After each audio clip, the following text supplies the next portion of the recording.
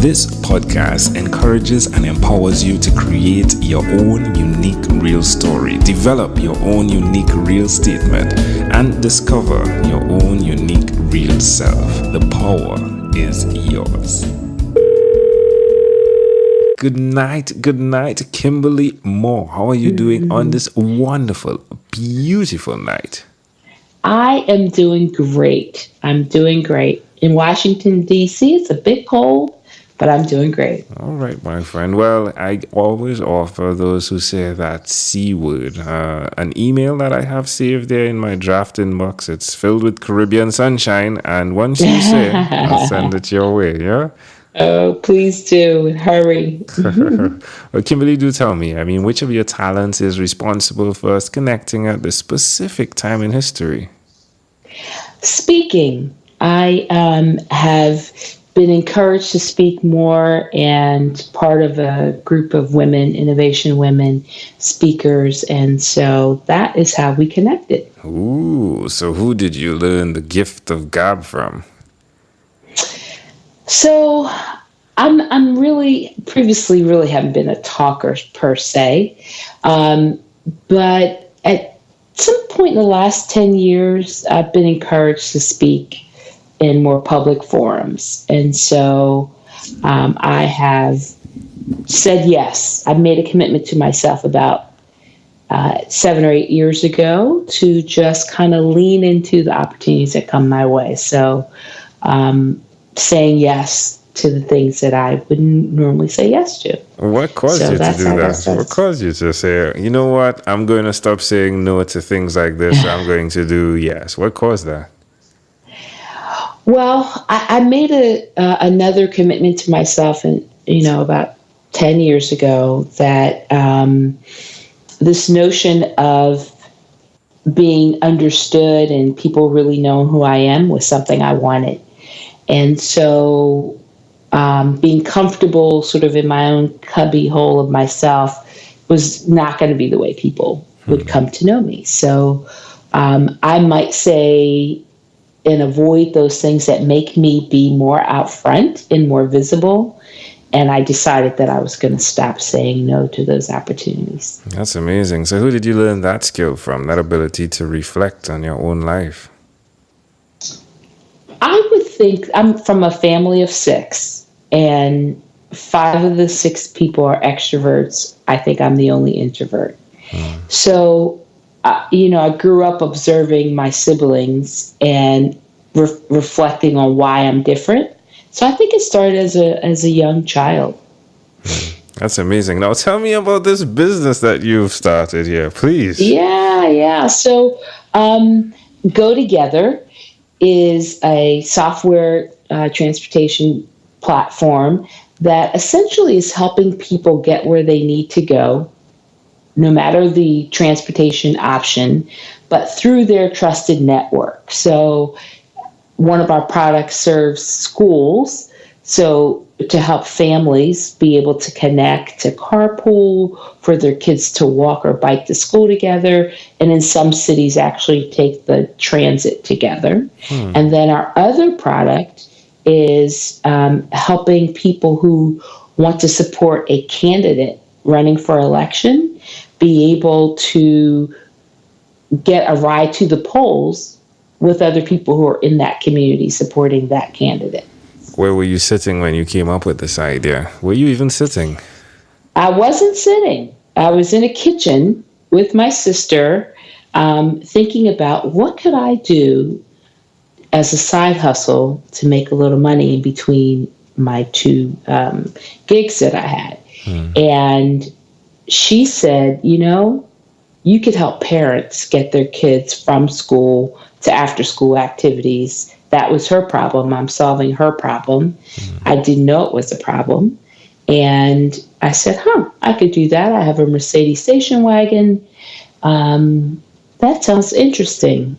How do I make money, and how do I educate parents on how to use the service? But one thing I knew was parents, they can want to reach out all throughout the day, change plans. So as a technologist, I decided to build a website and say, this is the service, this is how you pay for it, this is how you schedule it. And once the ride gets going, you're going to get a link so you can track the trip. Wow, you are amazing. Wow. I mean, it's like big up to the introverts. Yes. That's wonderful. Yes. So you built this website, did you? I did. I built it, and initially, again, just thinking it was going to be a side hustle. And a friend who's now my co-founder said, Kimberly, no, this is a really big problem. I think you should try to solve it. So that was 5 years ago. It started off in a beta that would remind you like an Uber for kids. Right. And then along the journey, I acquired a software platform, Carpool to School, as a way to really connect parents so that kids from different families could ride in the same trip. And then made the decision after acquiring Carpool to School to lead the market with that so that we could build a national brand and build relationships with parents so that if we want to bring our original idea that might remind you of an Uber for kids to market, we'd already have that trust built because that's the real currency that we're exchanging with people is trust. Well, again, well done. Like I visited the website, and oh my, we're talking about top-notch things here, folks. I think there are two things that can happen. Like you can hold on to this to the end of time and get it going, and I mean the rest of your life is in this. Or I think you can sell this, and I know it's your baby, but yeah, I think you'll be approached for this to be bought. So let's see how it goes. Yeah, it's my all right. Let's see. It's my pick. Yeah. All right, my friend. Well, we've gone through first and second segment. Let's switch gears for a moment. Now, let me invite you into my time machine that is surrounded with beautiful, warm, blue Caribbean water. Kimberly, what is your earliest childhood memory? My earliest memory was moving to a new neighborhood right before my father went to serve in Vietnam. And literally after we moved into this house, he left. And, I knew he was going away to serve. But he left, and his absence was so noticeable in the house. And I remember him leaving, and I really remember him coming home. It was really magical. How do you see that memory connecting to who you are today?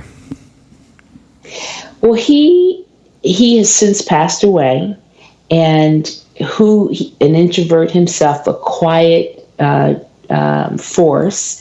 I think because he saw me and he knew me more than anyone else in my family. And so he really has encouraged me while he was living and since he's passed away to just be all that I could be. How long has he passed? It's been 10 years. Oh, that's where that decision came from.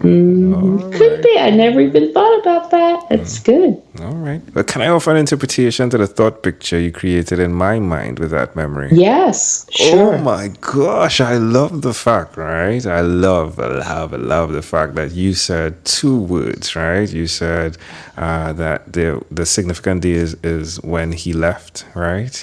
And then when he returned.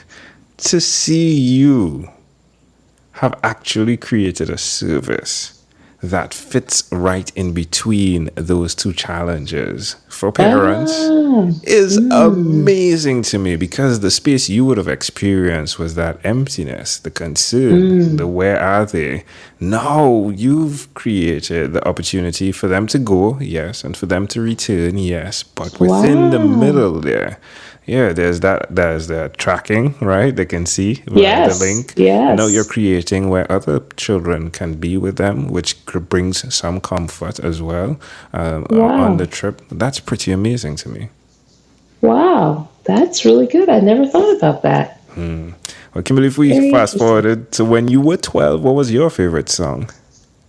Oh, Stevie Wonder was one of my favorite artists, and he had a song, You Haven't Done Nothing. I have four older brothers, and I had one brother who was really into music. And when he wasn't home, I would go in his room and play his music.